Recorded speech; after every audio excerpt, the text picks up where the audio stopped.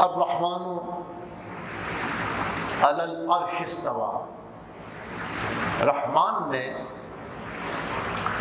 عرش پر استوا فرمایا۔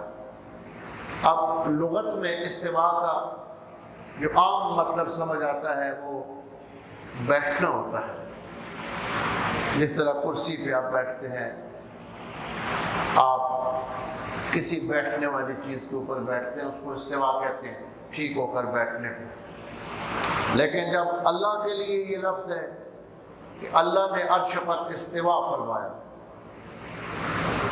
تو وہاں اگر یہ مطلب کرے کہ اللہ تعالیٰ عرش پر جم کے بیٹھا ہو، ٹھیک ہو کے بیٹھا ہو، تو یہ بیٹھنا اٹھنا یہ جسم کی صفات ہیں، اور اللہ جسم سے پاک ہے۔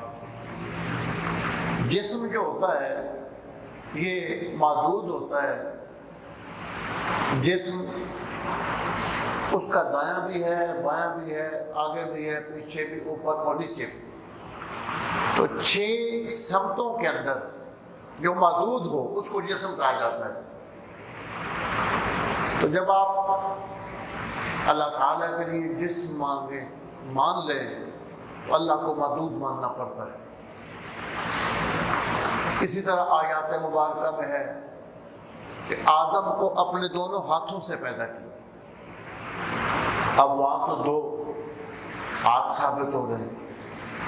تو یہ وہ باتیں ہیں جو سمجھ میں نہیں آتی۔ اس قسم کی آیات کو آیات متشابہات کہا جاتا ہے۔